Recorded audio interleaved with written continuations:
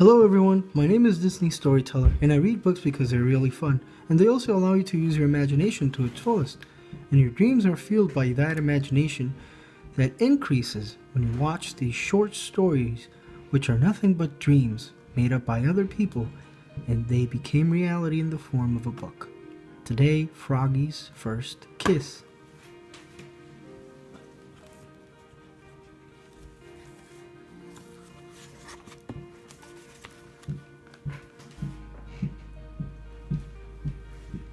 It was the week before Valentine's Day, and for Froggy, Valentine's Day meant candy, but it also meant love.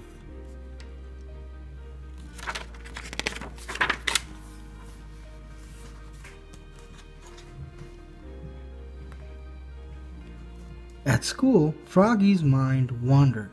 "Froggy!" cried his teacher, Miss Witherspoon.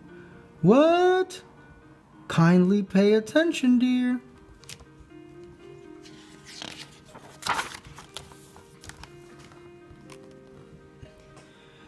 And that's when he saw the prettiest girl frog in the world, the new girl in class. Her name was Frogolina. And when she smiled at him, his insides got all soft and wiggly, like he'd had caterpillars for breakfast.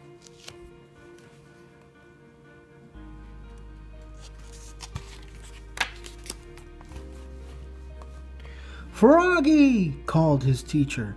"What?" "Your eyes should be on your work, dear. It's not polite to stare." "Oops," said Froggy.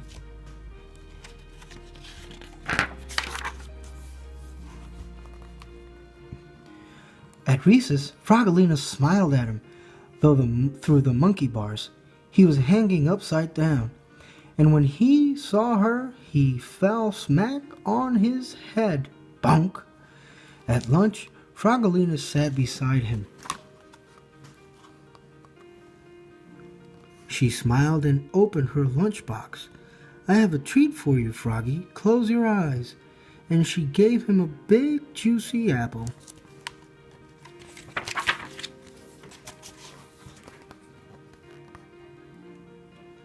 After lunch, Froggy and Frogolina played tetherball together. Frogolina wound up, socked the ball, and Froggy was so busy gazing into her eyes, the ball hit him in the head, bonk, and knocked him down.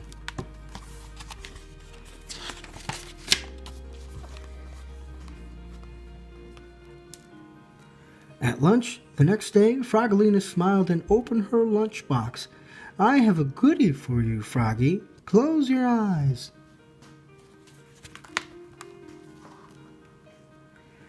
And she gave him a cookie shaped like a heart.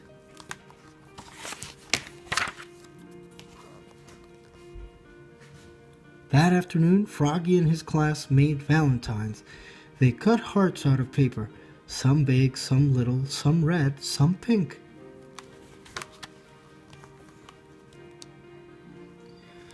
And on just one, Froggy wrote, "I love you." He didn't want any of his classmates to see, especially Frogolina, so he worked under his desk.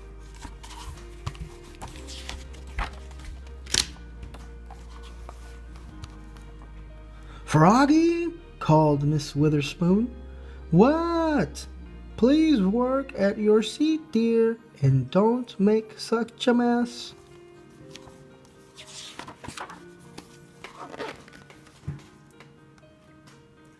When Froggy stood up, he hit his head on the desk, bonk, and everybody laughed, especially Frogolina.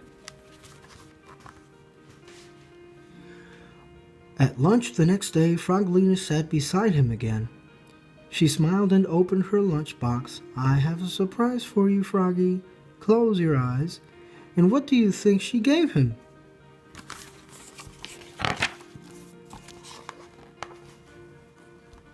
A big, juicy kiss, smack on his cheek.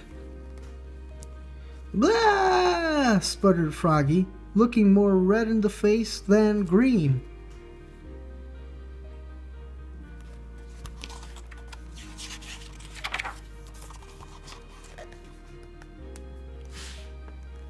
Froggy grabbed his lunchbox and flopped away. Flop, flop, flop. His tummy felt so weird he couldn't eat his lunch, not even dessert.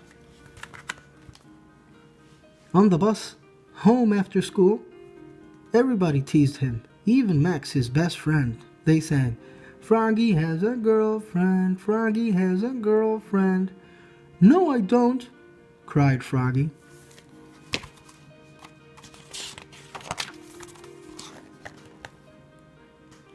When the bus stopped, he flopped all the way home. Flop, flop, flop. But his heart felt heavy.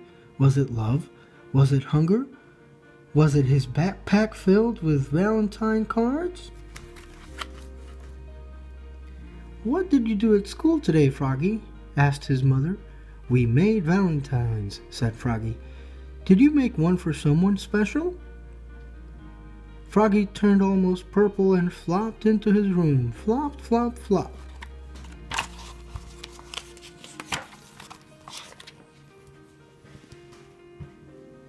But the next morning on Valentine's Day, Froggy served his mother breakfast in bed and said, "Mom, that someone special is you." And he gave his mother the big heart with the "I love you."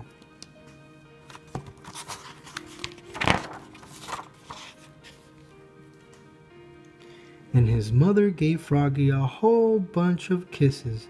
Candy kisses.